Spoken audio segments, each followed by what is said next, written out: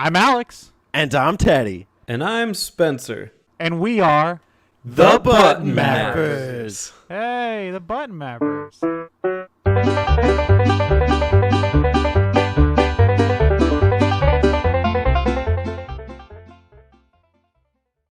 Hello, ladies and gentlemen.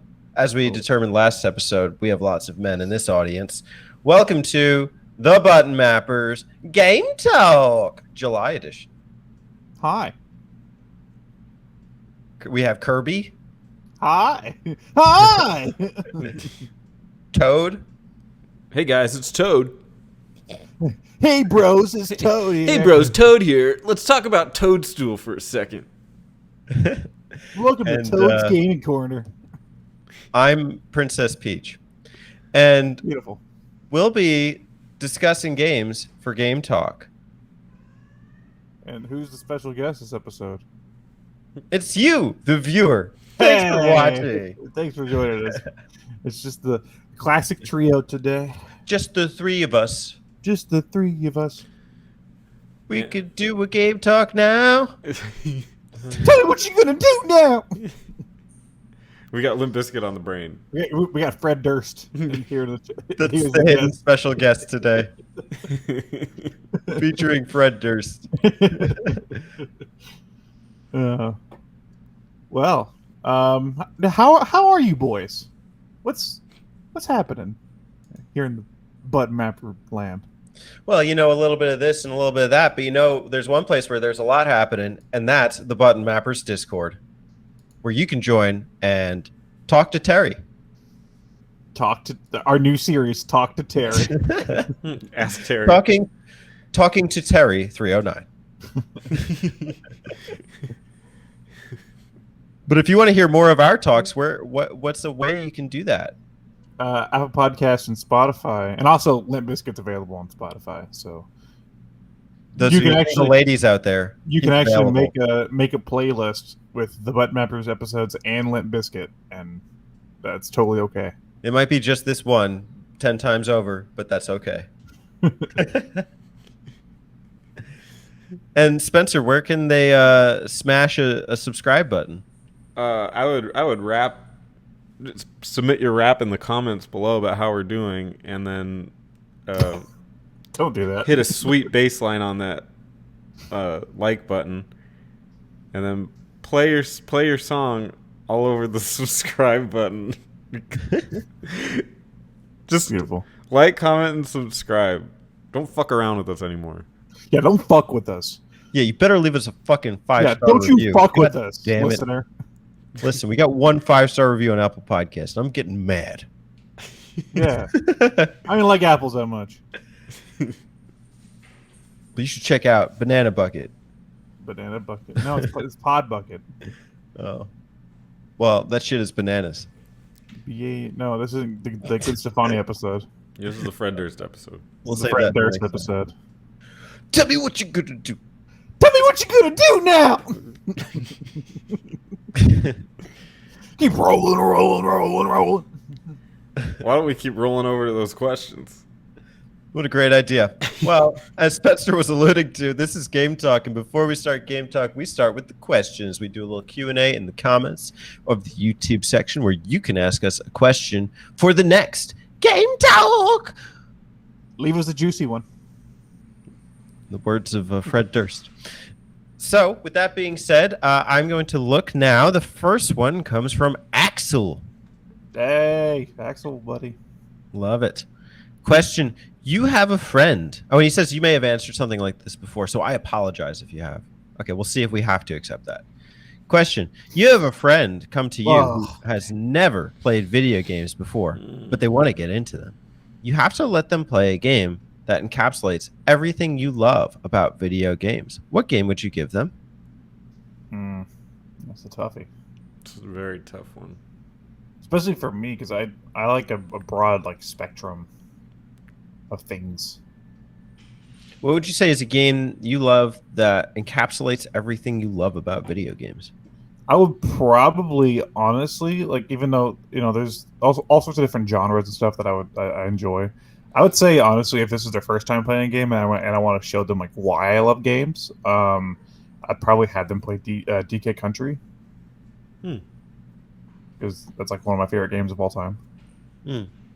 You know, the great fucking music, the wonderful art design, just the just the fast and fluid gameplay. Like, I think that'd be a great like gateway game. I think I would do Let's see. Ocarina of Time. I think it just has. You want to scare them away from playing other games, Spencer? Oh yeah, that's definitely the game that scared everyone away from gaming. Ocarina of Time. Yeah, that's how it's remembered today. The game that ruined games. Yeah, it's got everything, and it's got an adventure. It's got cool graphics. Oh yeah, really cool graphics. I think so. I think they've aged nice enough. Yeah. Okay. It's got not a crazy good story, but a decent enough that it's great. It's memorable. So yeah, I'd probably do Ocarina of Time. It's accessible to, like the Z targeting system. It's not too complicated. Mm-hmm. So if somebody's never played games before, yeah, it shouldn't be too bad. The way I see this is if they're a friend, it's not like you're, raising your kid on games, right? It's like somebody like maybe who's come from a civilization without video games. I don't know how you've gotten to this point in America and you've never touched your phone and played like the New York Times crossword puzzle or like Sudoku. So I would say, for somebody who's never played a video game, I just want it to be as simple as possible. Maybe something like Asteroids. It's one of the first games I remember playing and getting into it. But does it encapsulate what you? Because that's the question. It has to encapsulate what you like about games. Yeah, well, the question is multifaceted too. I mean, it's because it's somebody who doesn't really know video games. I do love Asteroids. I love arcade authenticity and simplicity, and kind of just pick up and play nature. And it's got very nice. It's very easygoing on the eyes, and I think it's a game that you could pick up and play at any time and not get not feel too detracted from it. Can you give us an impression of the asteroid sound when it blows up? How was that? That's good. Okay. That's a good question. I like that. Same. Asteroids blown up. All right, Turbo Zone. If you had a gun to your head and had to choose to end either Sony or Nintendo, the companies no longer make anything in gaming. Which company would you choose and why? Are you sure you're not pointing the gun at them? No, they're pointing the gun at you. Who's pointing it at you? Somebody broke into your house, holding a gun to your head, and said you have to pick either somebody, Sony or Nintendo. One of them is no longer going to exist. Somebody, and if you don't choose, they're going to shoot you in the head. Guess what? I'll die a martyr. To save the Sony and Nintendo alliance. I would pick Nintendo gets to keep making games or making stuff. So you kill Sony. Yeah. Why? Yeah. I mean, most of their stuff is third party anyway. They have some first party, but they're kind of just console big guy makers now. I'd say Sony as well to take them out and keep Nintendo. I think they're probably one of the least, or they're somewhere like in between Microsoft and Nintendo, I feel like, as far as like making games. I feel like the third party stuff that comes out on the Sony would still come out on like Steam or Xbox or Switch even. A lot of things are coming out on Switch. I think they've kind of run their course. I don't know. The Xbox really is a better hardware. Yeah, it's tough to argue though that the PlayStation. I mean, the brand is so popular, and the consoles, they evolve so much per console. Honestly, you're talking about. Sony's outstayed its welcome. Nintendo's been here fucking years. I would say I'd probably take them out. Over. They've done all they can. At this point. I mean. What are you gonna do? Make another fucking Ocarina of Time? You're not excited for Breath of the Wild 2? I am, but so far it just looks like Breath of the Wild with a few extra things. If you would have talked to me about that in the Wii U era, I probably would agree with you. But the Switch to me is a complete.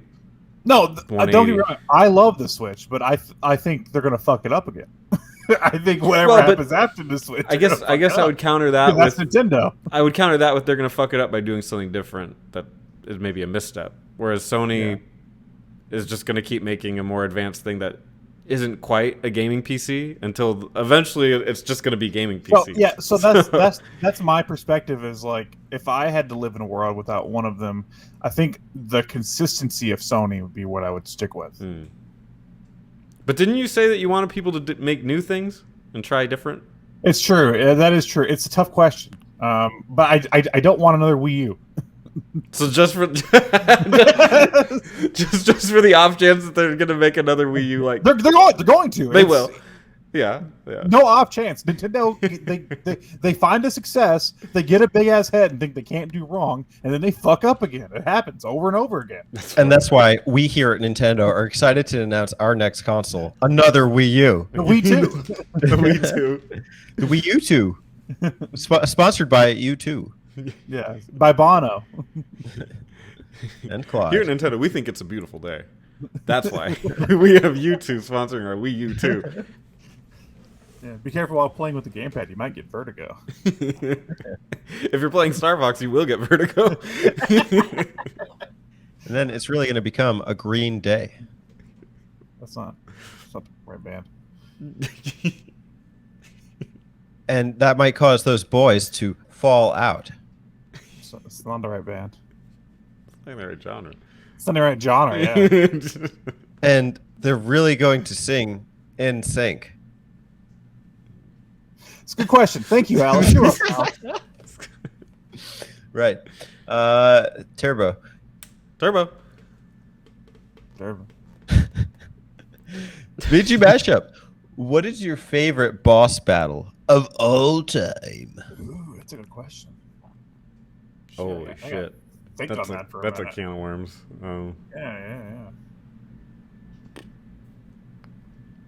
I'd say that turn-based RPGs tend to have some of the most climactic ones that I've played. And I mean, I'm just going to mention it. Not that I particularly like this one, but I remember Kingdom Hearts 2 having like a crazy end boss sequence. But in recent memory with like turn-based stuff, like the Dragon Quest 4 just feels very heavy. SMT4, like, you know, you're going against gods and demons, man. Like this shit's, you know, crazy. And they really make it reflect in the quality of the battle that you fight too. Which in Kingdom Hearts 2 fight with Xemnas, but Kingdom Hearts 1, Xehanort becomes a fucking boat. Giant boat. Is that your favorite? No, that's not my favorite. I'm just saying is that I think the Kingdom Hearts 1 fight is more memorable too because the man becomes a boat. I just remember button mashing the hell out of it and like fighting to stay alive and stuff like that. Yeah. So. I was talking about in the world that never was or whatever. You're like slicing buildings in half and shit. What's my favorite boss fight? Fuck, man. This is hard. In Earthbound, it's not, again, just like you guys said, it's not one of my favorites. One of the more memorables is a character called Master Belch. And you beat him, you can just throw a jar of fly honey at him, and he's basically just eating that, not fighting you. I have to go with Mother Brain, Super Metroid. Oh, that's a good one. Yeah, that's a great fight, and it's cinematic, it's climactic, it's fucking awesome. Oh, shit. Now, you just opened it up, because I didn't even think of going that route. Yeah. And I'm going to say the boss from Metal Gear Solid 3. Or boss? Yeah. Just so many emotions and so much story build up to that's it. That's a good one, too. Even though SMG4 has the slap fight on top of the sub. With Liquid Ocelot. Or that one. That's a good moment. You, like, punch your way through like Metal Gear history in that moment. Also, fuck it. Also, SMG2, dude. You keep saying SMG, but I think you mean MGS. Whatever. I'm tired. Super Mario Golden.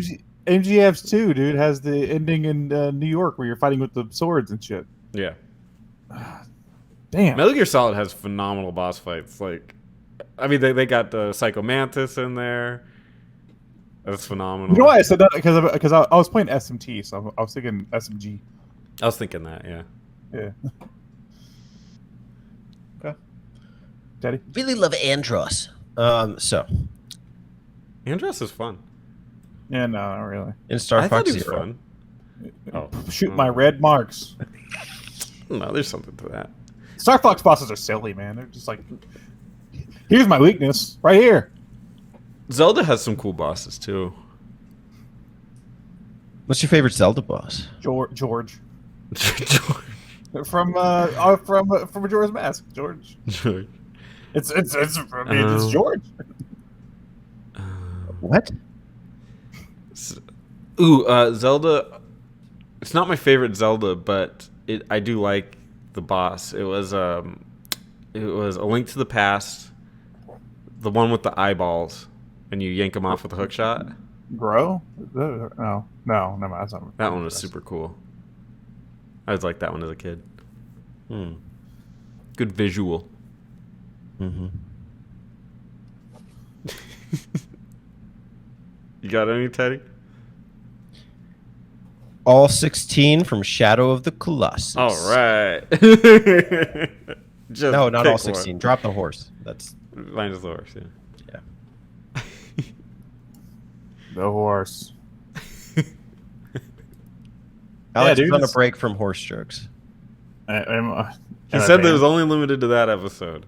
Yes. Yeah, dude, the fish from Majora's Mask. His name's George.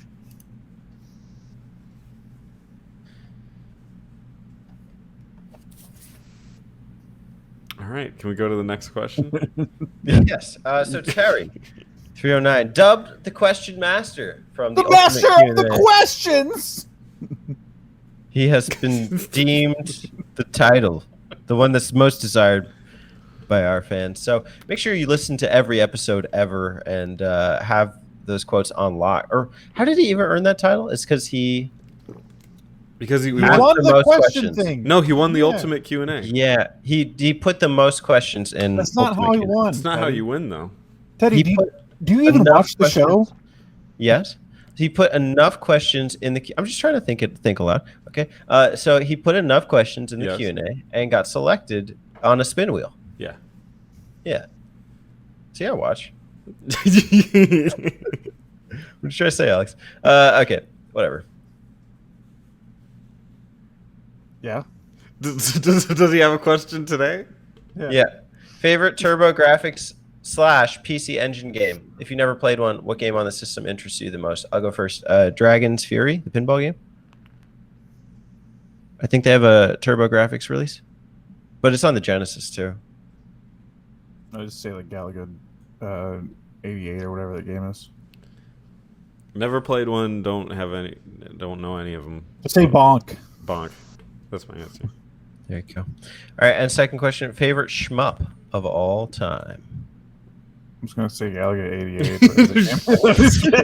Bonk. No, the I don't Dragon's count. Fury. I don't count Galaga as a shmup. It's because okay. So like a shmup, I think is like a little more fast paced, right? Vertical, horizontal, probably yeah, like radius on. Yeah. So, so like those kind of like early on, like Galaga, Space Invaders, those kind of games aren't really shmups to me. I think a shmup has to like move, you know.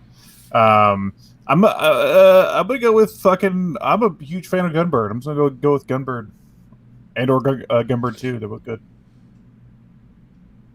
As far as ones I've beaten, I do enjoy just booting up. I'm doing a run through a Steel Empire for the Sega Genesis every so often. You play as a Zeppelin, so it's kind of an unconventional play on the genre. Or you can play as a plane.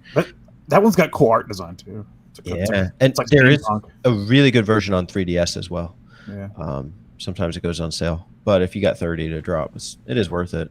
But as far as like kind of just visually like striking and really fun ones I've played, it's probably a toss up between like the Ray Crisis that's on Title Legends 2. I can't remember the name of it. It's Ray Force, Ray Crisis or something. It's the PS1 one. And then Darius Gaiden. I really like Darius Gaiden. Those are both on the Title Legends 2 disc. Yeah, that's the sequel to the Saturn game I have, right? Galactic Attack or whatever the fuck. The Ray Force one? Yeah. Yes, I believe I that's the so. second one. Yeah. Yes. Especially Galactic how Attack's it- almost like a demastered version of that. Oh, it's the first game. It just happened first. You know. Right. That's how time works. So when Spence- they remastered it, so that's just the mastered version. Then they've remastered it. It's not Spence- demastered. I'm sure Spencer's going to have a good answer for this. We're all anticipating. I do not play shoot 'em ups. So, Near Replicant? I don't Hey, that's a good answer. there are shoot 'em up sections, dude. Yeah. Dude, Nier Automata literally has shoot 'em up sections too. Excellent. I can't wait. Yeah. Should have said Kirby Superstar. You should have said that. Okay. Moving on. Kirby Superstar. All right, moving on. SNES Mapper, final question. Do you value more story or gameplay in an RPG? S'mores. In an RPG. Ooh, that's a tough one. Oh, story. That's easy. Story. I can play an RPG. I think that's been my biggest hurdle getting into playing Dragon Quest 11. Is because the Dragon Quest 11 combat wise is fantastic, but if there's nothing there for me to grip onto narrative wise, especially for a long ass game like that, it's hard for me to stay invested. And I'm going story all the fucking way.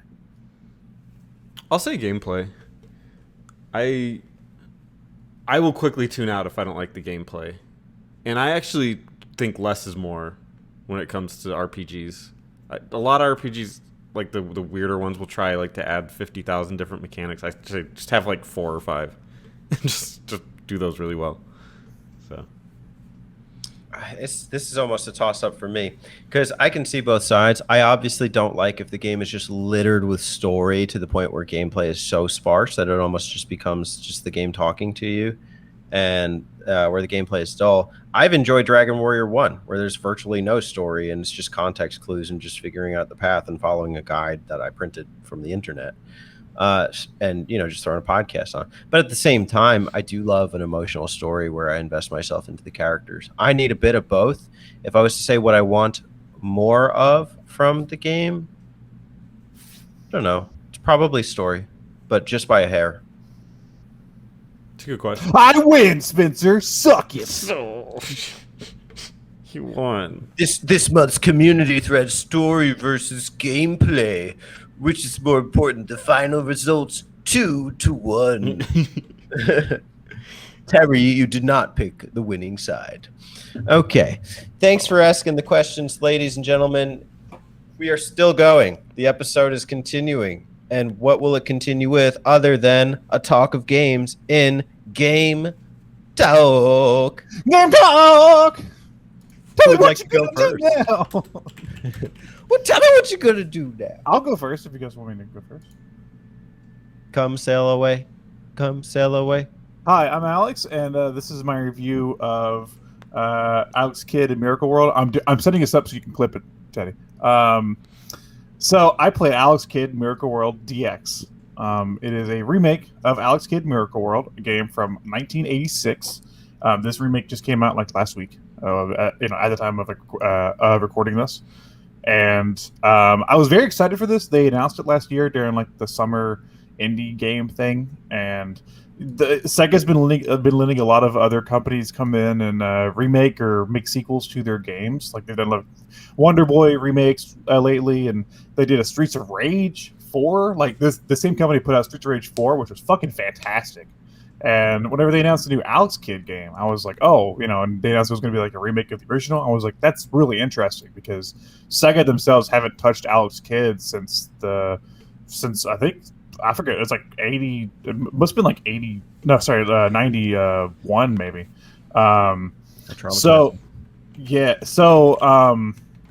He's had cameos and stuff, but they haven't touched that, put out an actual new game in like such a long time. So at the beginning of this year, I actually sat down and I played through the original version of Miracle World through the Sega Ages version on Switch, and then also played through the Enchanted Castle, which sucks. And just to prep myself for this, because I'm not as familiar with the character as I am with like Sonic or other Sega properties. So Miracle World DX is a remake of the original game from 1986. They've redone the visuals. It looks fantastic. It's got a great art design. The story sees the evil Lord Jankin take over Miracle World and capture the princess and the prince, and you are tasked with saving them. You find out that you're Alex Kidd, and you find out that you're actually a long lost prince to this world, and you are tasked with saving them through platforming, and you play rock paper scissors with the bosses, and it's a pretty fun time. I had a lot of fun playing the original version on like the Sega Ages. Granted, that's a game from 1986. So going into this remake, I had high hopes, especially since it's the same company that put out Streets of Rage 4, and that was fantastic. This remake is up in the air for me. The art design is fantastic. They did a great job revamping all of that. Alex looks awesome. The world looks great. I love the interactions with the NPCs and stuff, and the story. The issue is that I don't think they've done enough gameplay wise. This still feels like a game from 1986. And what I mean by that is the game is tough. It's a one shot and you're dead type of game. The hitboxes can be a little weird with the punches. I feel like, because like that's your main attack is like is like a punch, and I feel like it's a little hard to judge how close you need to be at points, especially with the new art design. The game is a little slippery, and I feel like overall, like these are attributes that you can give the original version of the game.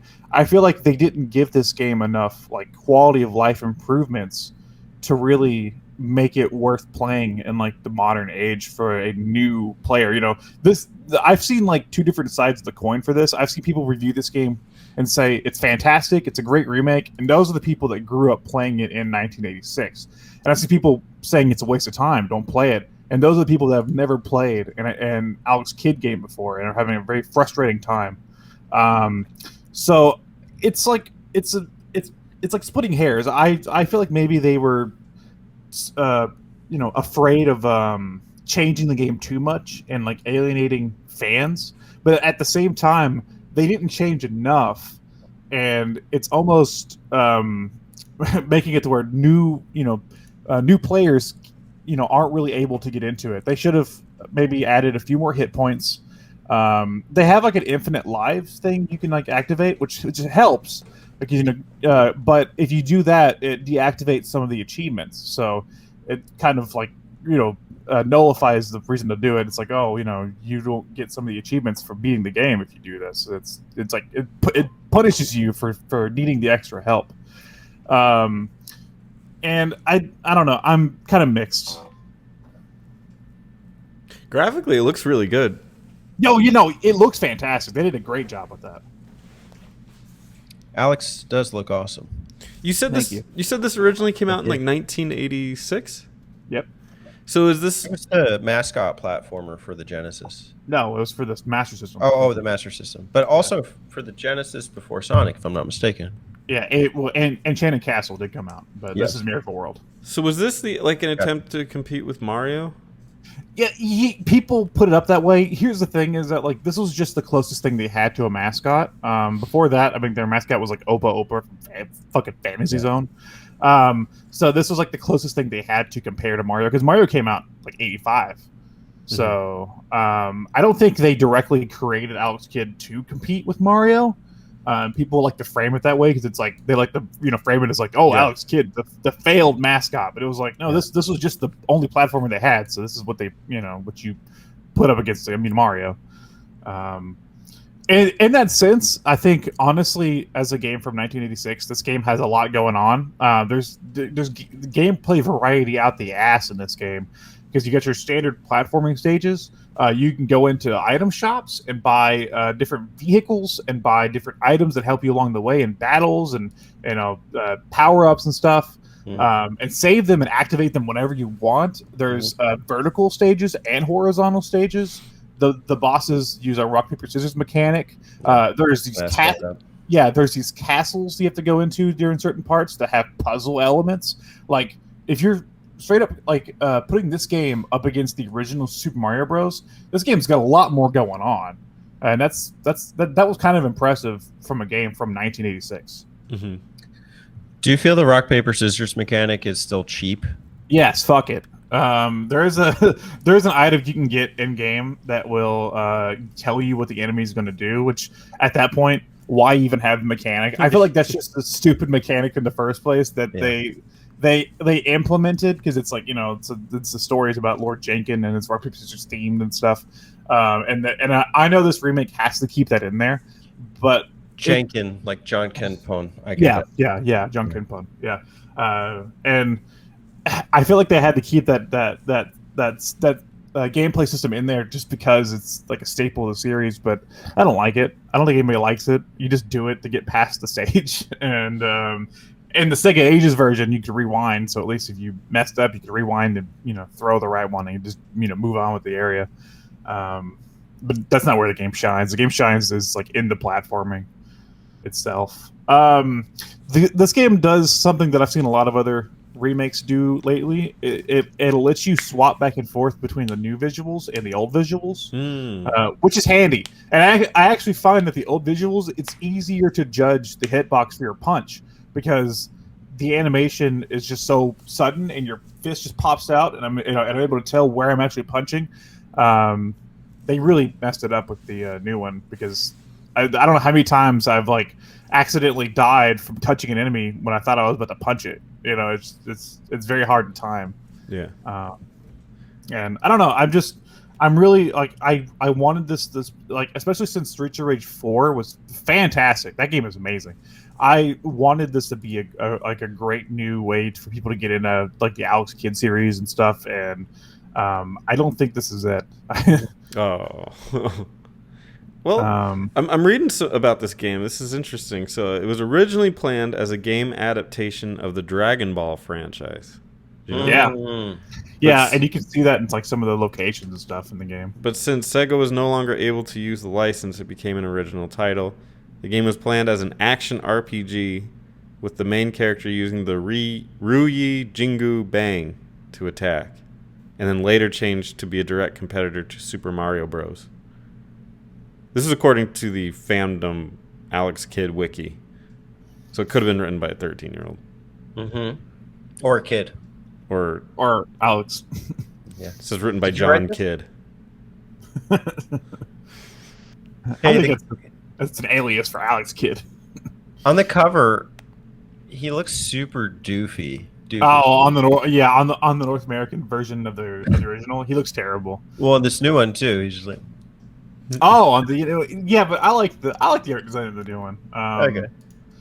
I honestly though, I hope this does well enough that they pursue maybe like making a new game or, you know, like a more original game, because I feel like that's where they should have done this in the first place, is made like a new game instead of trying to remake the old one, because I feel like that really like gave them a lot of limitations to what they could do. The formula's tired. I don't think people liked it have liked that game as a classic representation of Sega. That's the best one they made, was Miracle World, and people hold that one as like a classic, you know, and people still, you know, but I hear people talk about that one, they're like, oh, it's great for a game from 1986. You know, and sadly that was the high point for Alex. The rest of his games never really did well after that. You know, never really hit, you know, they tried to they threw him in like different gameplay styles. The follow-up game was like Tipping Stars, I think it was called, or something like that, and it was like a arcade game where you just ran forward and jumped and stuff, and it was totally different. And then they did like a BMX game, and then they did the one on the Genesis, which sucked, and then they did like a game called High Tech World, which is like you just walk around like a house and talk to people, and then they did Alex Kidd and Shinobi World. That one's pretty cool, but like it's super short. They never really let Alex reach his full potential after Miracle World, sadly. And I don't know. I was just kind of hoping this would be a second chance, and I don't think this is it. Sadly, he will remain a failed child star. Alex Kidd. What do you think that this game does right as a remake? It does right in the sense that well, for one, it ups the visuals. Obviously, that's the biggest thing when you first look at it. It also expands the narrative. It adds different like NPCs into the world you can talk to that give you more of the narrative. And it also, I like the fact that it's faithful in some sense. there's an option in the options to change whenever you beat the stage. He will either eat I forget what it's called. The fucking he'll eat like the rice ball with the seaweed. What's that called, Teddy? Onigiri. Onigiri, or you could change it to what the other regions originally had. He could eat a cheeseburger, which is what I kept it to, or you can eat fish and chips and stuff. And that's what they did for the different versions of that game back in '86. Was they had to eat the different things in the different countries. So I like the fact that that's faithful, like that's super cool. They redid the music, and that's really nice. I like being able to switch back and forth between the two different versions of the same game to see, you playing a stage and you're like, oh, how did this look back in the the old school version? And just like a click of the button and it shows you. It's like, oh, that's super cool. There's a lot to like about this remake. It's just there's a lot that holds it back because they didn't improve the gameplay. It feels like a game from 1986. It's hard as hell. So instead of a whole new world, a whole old world where you're gonna die 1,000 times. You can play rock, paper, scissors, and read their minds.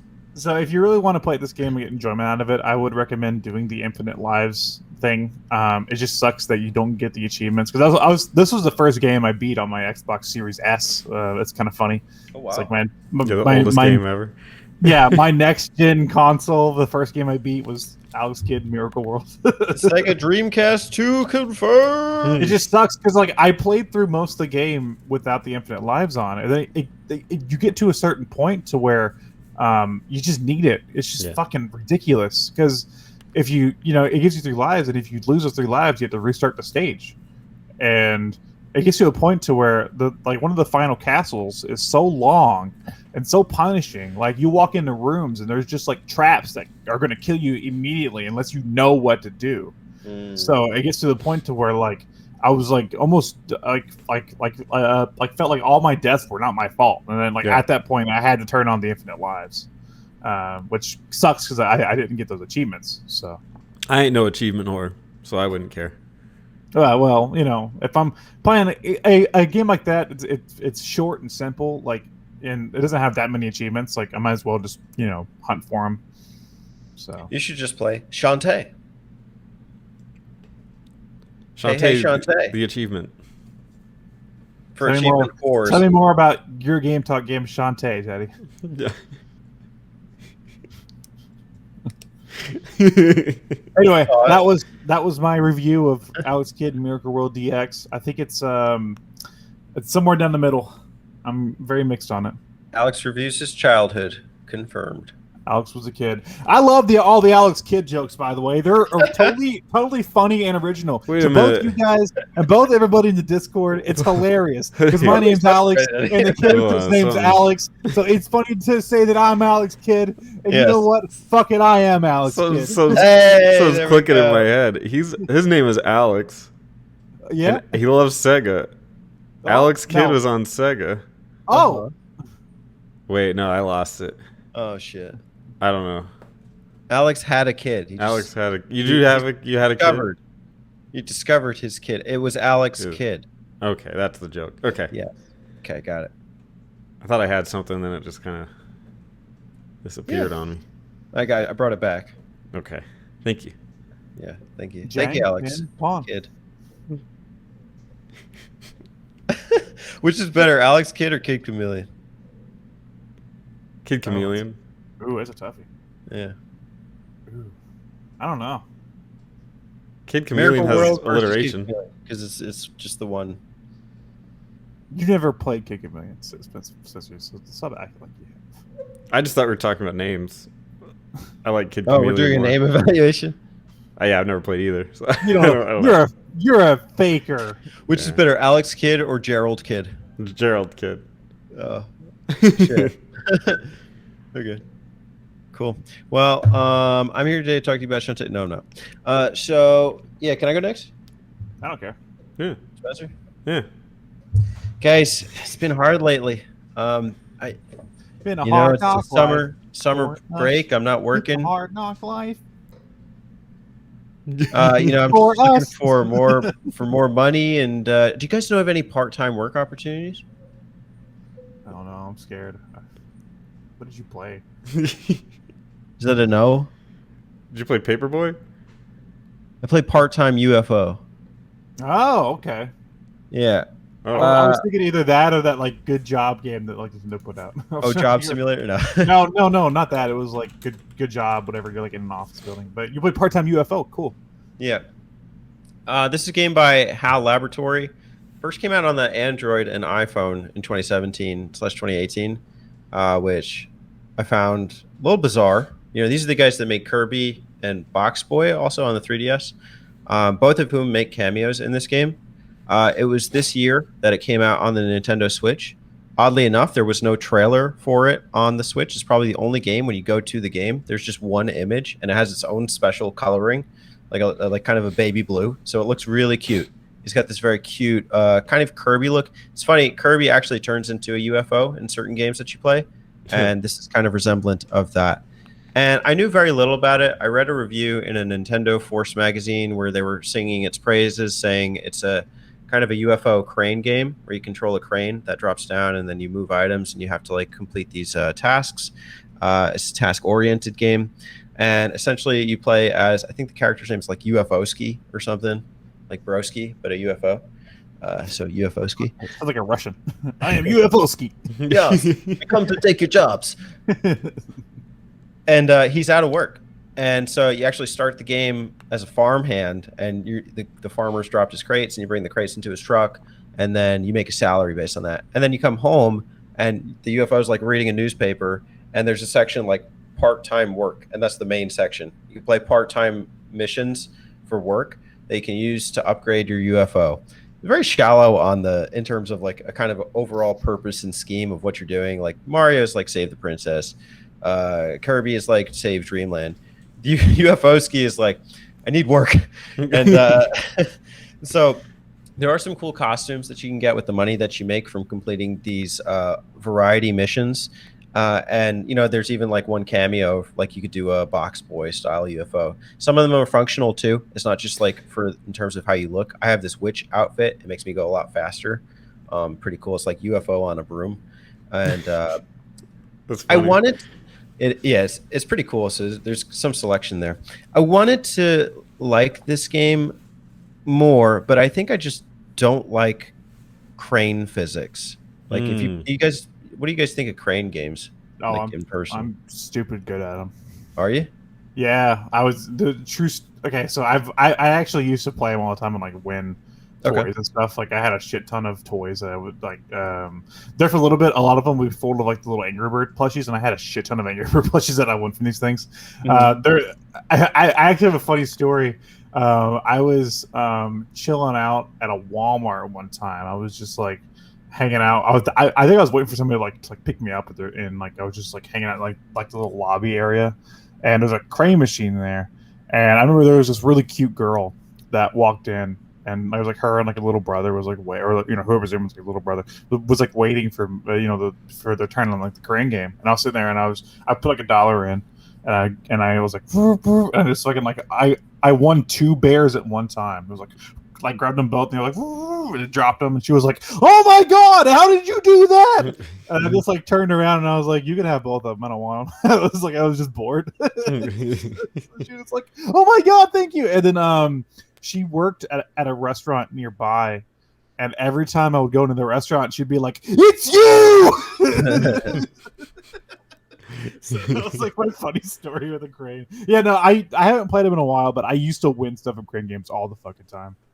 Okay. This one is not set up like that. It's not like you play it, you win. Everyone is task oriented. Yeah. And you won't be getting 2 items at once. The crane is not going to work that way. They're too far separated from each other. So, you know, some things might, the tasks might range from like building dinosaur from like fossils in a museum to helping as a farmhand. Some of these things repeat. You might play in a lab. You might be asked to do a kind of like Tetris puzzle style thing. And I found them like it was the mechanics were weird. You would drop the crane, you would pick up the item, and it would just naturally swing from right to left with a kind of wobble, even if you weren't moving. And to get the items to position, you would be asked to do these things like stack 5 cheerleaders, and they'd all be standing there bouncing, and you know, like you have to like set them up on top of each other in like a little like a platform. You could clear the mission, but but it doesn't matter if you don't do it in the time limit. You might get like a minute and a half to do it. And getting these things to stand up right without just like falling over, I just found it incredibly frustrating. It was actually cool because it makes you like pay attention to it. But at the same time, it was an exercise in frustration trying to complete these things, because you would need to either complete it in the time limit or complete hidden objectives, like finding a secret item or stacking an extra item on top, or doing it a certain way, getting them all to line up a certain way in order to get stars. And you need more stars than just one per mission in order to get to the next set of 3 missions. I had played about 14 missions. I had 18 total. I don't know how many there were in total. I was just bored. I was tired. I didn't even get to the Kirby one. And also the music was driving me insane. It was just so repetitive. Here's kind of like if you guys, this is whistling, like the actual sound effect.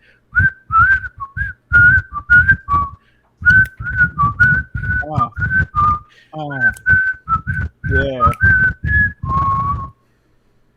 Now play that in your head over and over for 30 minutes. Oh, sick. You'd like it. Have you played Box Boy? I wish. It's cheap enough. I would get it. Okay, I wasn't sure because I had a question about this, because like HAL Laboratories, they're really good at taking a really simple concept and like sort of stretching it as far as they can. Obviously, Boy looked simple and kind of enjoyable in that puzzle aspect. I like puzzle games. You know, I'm into them. I play the crossword. I play Sudoku. You know, that's my thing. So, but this one is not like a simple puzzle game. Okay. If that makes sense. The physics work against you. Is it the point though? Is the point is that they need to work against you? Yeah, I mean, I would obviously expect it to be challenging, but I wouldn't expect it to be super frustrating. Okay. If it, like, you know, I like the crane game in Mario Party 1, where you pick up like, the squirming why? and everything. That's terrible. If you're playing that game, you're losing because there's no way you can win. I win at that one. Against other players? Oh, not if you get picked up, but if you play the crane in that one, I enjoy it in that one. I feel I have a good degree of control. I don't feel like I have enough control to the point where I'm in control. And for a game that has kind of a cutesy kind of look to it, that's not what I was hoping for. You can do co-op. I didn't try it. Ooh, that's cool. Man, I that's disappointing that you didn't really like it. This game, I love the art style I'm looking at here. And again, I think they do a good job making things look good with limited, not resources, but limited colors and limited stuff. Detail. Like, exactly. There you go, detail. Like the UFOs look really slick. I like the eyes. It's a very HAL design. Can you check out the backgrounds though? Because some of the backgrounds look like they came straight out of a Flash game. Well, if they're built for phones, then they probably did. Probably, yeah. yeah. They're a little Flash. Like the Kirby one, they use that as like the kind of like the picturesque one, because like, oh, it's Kirby and everything. But you might see like these kind of like these things look like they were drawn with a crayon, like this farmer in the background, and they're looking at you like, huh? But there is some interesting interaction between the foreground and the background if you're going for like hidden objectives. I do like how it kind of tries to make you think like, what is the hidden objective? All they'll give you as a hint is a picture. And so you have to kind of figure out how does this picture correlate? It doesn't end up being too difficult after you play the mission, because it's like, oh yeah, there was a beach ball there and I could have done it at this point. I like this one with fishing. Like there's one point where the squid will jump out of the water and then like you catch the squid. So there's some unique challenges. But again, I think it was just it was not what I was hoping for. I was picking between this and a short hike in picking a game to purchase. I kind of wish I went with the short hike. You just actually take a hike. I almost feel bad for some companies like HAL, or also Game Freak. I know has tried, and so has Good Feel. These companies that mainly work with Nintendo. I feel bad for them because a lot of them try to branch out and try to make newer, different games, and it's almost like they live in that shadow of Nintendo at this point. That like it's too hard. I think the Box Boy might be the most successful one that I've seen, and because I've seen, of course, this. I've seen Game Freak. They've done they did the Timbo the Badass Elephant, and was that village town thing that they made for the little town thing that they They made for the did Switch. Town Hero or Pulseman something, way back in the day Yeah, too. yeah, yeah. Oh yeah, Pulse Man. They did Alt Wrecker, I think it is called. And then Good Feel recently did Monkey Barrel, which is a really good shooter. But I think these companies that mainly work with Nintendo, I've seen them try to branch out beyond that, and it hasn't worked out for any of them really. It really looks like this didn't, because it came back to Nintendo. Yeah, exactly. Yeah, that's what I'm saying. It's almost like they had to come back to Nintendo to be like, look, it's the Kirby guys, making a UFO game. Yeah. So, I mean, it might be right for you. I would just be ready to experience an exercise in wacky wonky crane physics. Wacky wonky crane physics. If that's your thing. Yeah. I like that it seems to have sort of, well, just the way you described it. I can't see it, but it has sort of a Katamari almost sense of humor, like stacking cheerleaders on top of each other. It's kind of funny. Yeah, it does. It does have that same kind of look to it. Yeah. As somebody who likes crane games, I am actually semi-interested in playing it. Yeah, take a look at the footage. I'll clip this one. I'll post it and see if it's right for you. It's $8 on the shop. I got it on sale for $6. Wow, we're really starting off this game talk well. I reviewed a game I wasn't as enthusiastic as about Teddy's game. Spencer, if you shit on your game, we're having a shitty day. I'm not going to shit on my game, but I know everybody else will. Oh, boy. We should call this the shitty game talk. This is the shitty episode. Oh, God. I'm The scared shit now. edition. All right. I realize I never really talk about the games that I play most on this channel. So I figured this time I would do that. Oh, no. Here we go. Yeah. Oh, no. League of Legends. Almost. This is a game. It is League of Legends, but it's not the League of Legends game. I'll save that for a different one. This one is actually League of Legends Teamfight Tactics. It is. Have you guys played like a battle chess game before? Battle this chess? means Explain. You're gonna have to explain everything about this because those words you just said mean nothing to me. Oh, okay. I think it's a genius concept. It's okay. Let's try to explain what battle chess is, like an aerial view. Battle chess would be the way that it's used right now is a mixture of tactics and a card game, and I don't know. I guess we can leave it there for now, and that makes it easy enough to describe.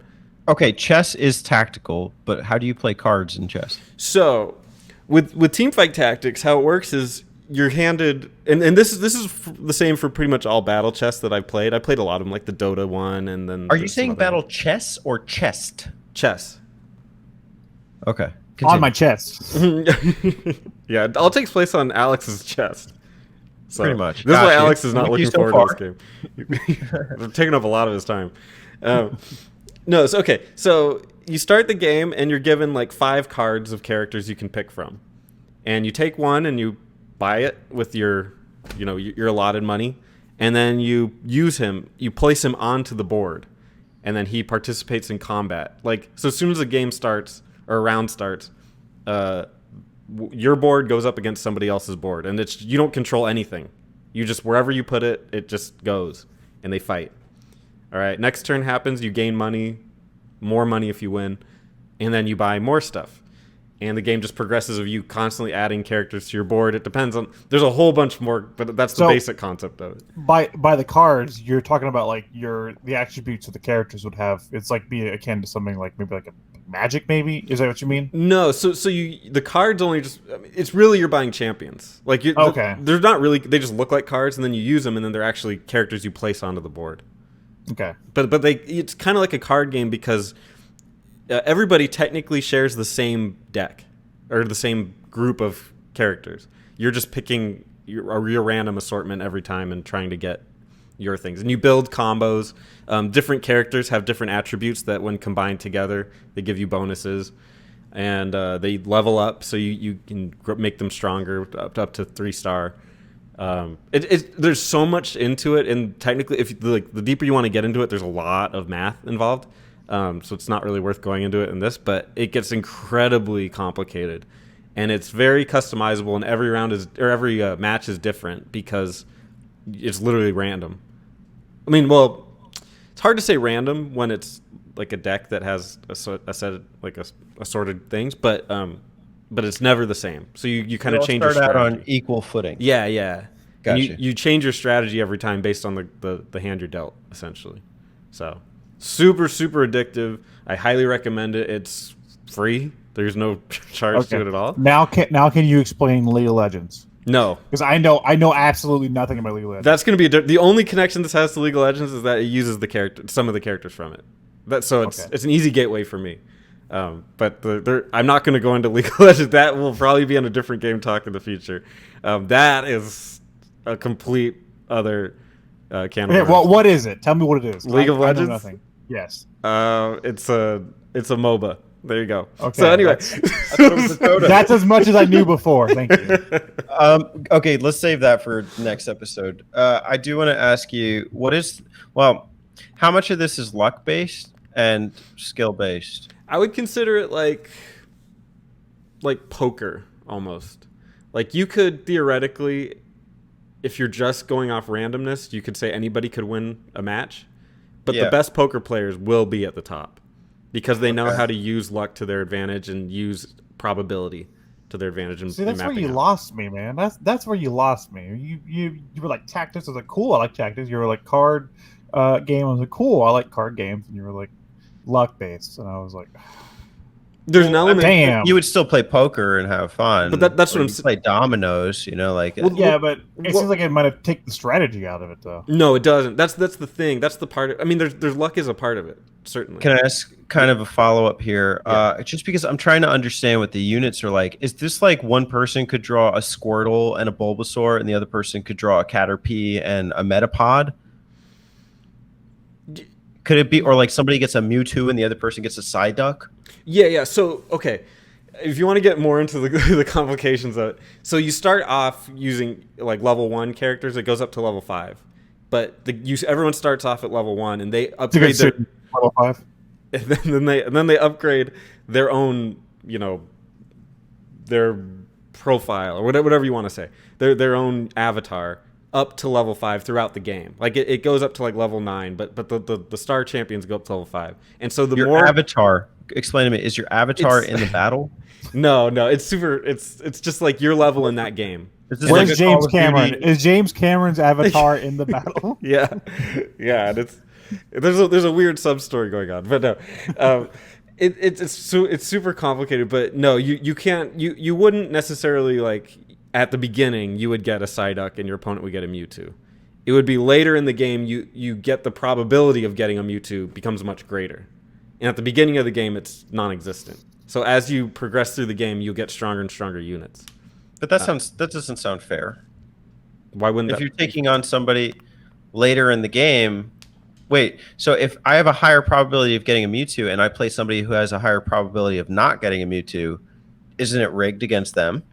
That means they're playing very poorly because you all level up together. Would you still be paired up with them? No. So they start on the. So what he's saying is that they start on the same level, right? Okay. And then you gain levels during the game. Yeah, as the game progresses, you all gain levels based on so everybody. The deck that you picked up. Okay, so the game is 8 players free for all. Okay. And so all 8 players start off at the same level, and then as the game progresses. Okay, wait. When you say as the game progresses, is this like a Warcraft match? And that's he means the match. That's it. Yeah, I understand. Means the match. Yeah. Okay, yeah. Okay. And then when you play another game, you start back at level 1 and keep going and just start over. I do like that kind of. It kind of reminds me of a game I played in 3DS. Not like the gameplay sense, but in that sense, it reminds me of a game I played on 3DS recently, which was Cold Step Revolt, which kind of starts the same way, where you all start at the same thing with the grid and everything else, and then you have to build yourself up during the game. So is this an RTS? Yes. A real-time strategy? Yeah. Okay. Because you place the units and then they engage in battle. So you can have tanks, you can have rangers, you can have mages, you can have fighters. Okay. And so like if it, almost like like you said, Pokemon. Like you brought Pokemon into it.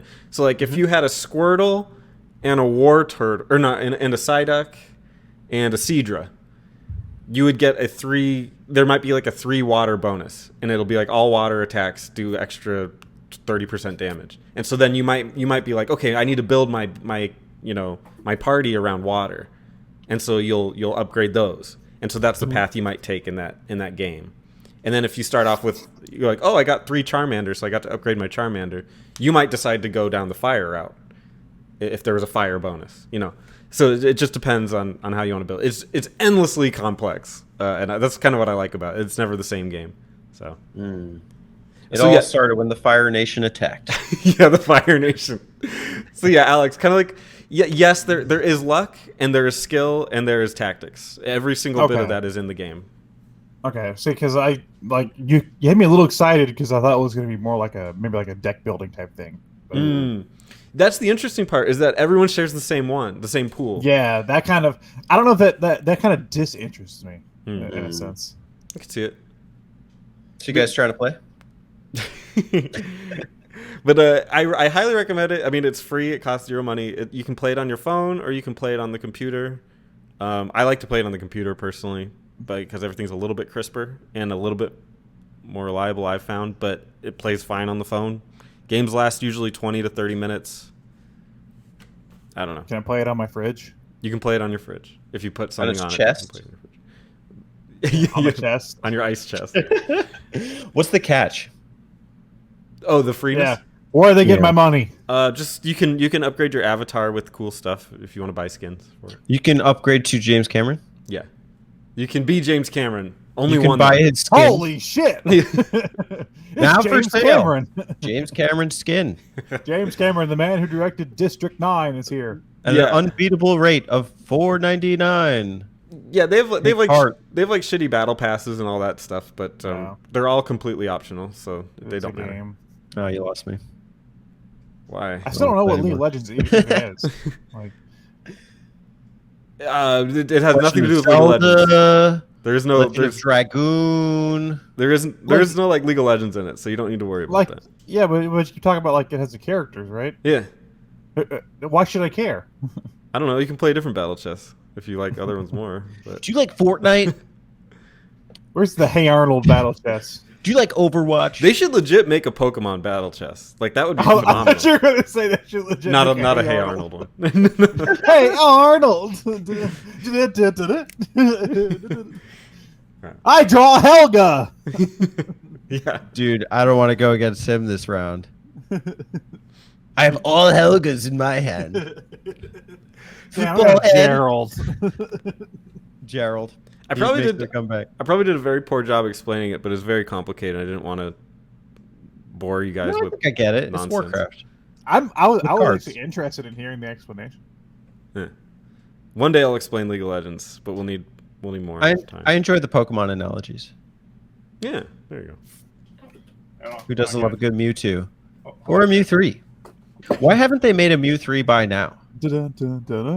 Oh no! Don't do that. For those at home, you're probably wondering what we're talking about right now, and Alex is holding up his Hey Arnold action figure. It's a bobblehead. Alex is showing off his chest, the chest that he uses to play battle chest games, such as. That's why I thought of Pokemon and Hey Arnold. I thought of Hey Arnold. Kart racing. He has a kart racer on his chest. I thought of Hey Arnold. We are now calling him a Hey Arnold bobblehead. I have a Hey Arnold bobblehead. Dude, Hey Arnold was a great show.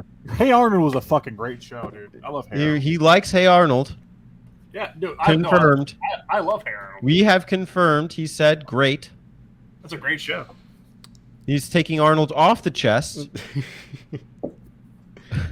You guys remember Hey Arnold? I remember. It's a good show. Hey, you. Hey, you, I don't like your Arnold. That's Avril Lavigne for you. A little bit Avril Lavigne. I miss the Fred Durst. What you tell me what you gonna do now? Thank you. I ain't afraid of no ghost. I am. Terrified. I'd be terrified of a ghost. Yeah. It would be like the scariest thing I've ever seen. Yeah, like realistically, Because like I like to say like I don't believe in ghosts and they're bullshit. But realistically, if I was just like walking into my kitchen at like 3 a.m. to get a snack, and a ghost just appeared, I would probably shit myself. Yeah. It'd probably be the most terrifying thing ever. Yeah, it'd be a straight heart attack. Yeah, I'd be like, And that's the thing is I don't believe in ghosts. So it's Me like either. it's like if I saw one, it would shake me to my core. Yeah, it's like my whole perception of reality would come into question at that point. Jeez, man, you need to just learn to get along with the ghosts, you know? I like that he might talk like that. Hey man, I'm just a ghost. You're out of salt. Hey, man, where's the peanut butter?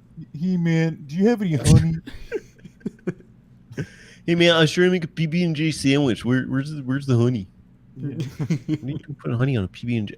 Hey, I just want to know where's the honey, man. Have you tried it? Don't judge me till you try it. Don't knock it, man. It's pretty good. You put a little bit of honey on a PB&J, man. It's pretty good, Hey, man. just wait till you live, roast, man. You're gonna love it.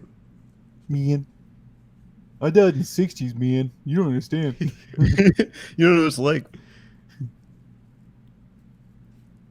Well, we had 3 shitty games this episode. I don't know if Spencer would say that. I actively play my game like 10 hours a week. I was kidding. I actually liked mine, but I'm just. But I'm very. I don't think it did a good job. Come at us, Discord. Let's hear your take. I already know what yours will be, Terry. Wait, but it's free, so Terry should love it because there's no paywall. Yeah. We'll see. Because that's like what he talks about constantly is the free games and how we're dumb for paying for things. Yeah, but there's scummy online practice that targets kids. There's scummy online targeting practice for James Cameron avatar users. What if I just wanted a James Cameron avatar? What if I want to fuck the cat person? We love you, Terry. Must be that fucking Spencer. Do you know what I'm talking about? That like episode of Plinkett where he ties the girl up in his basement. And she's like dressed like an avatar.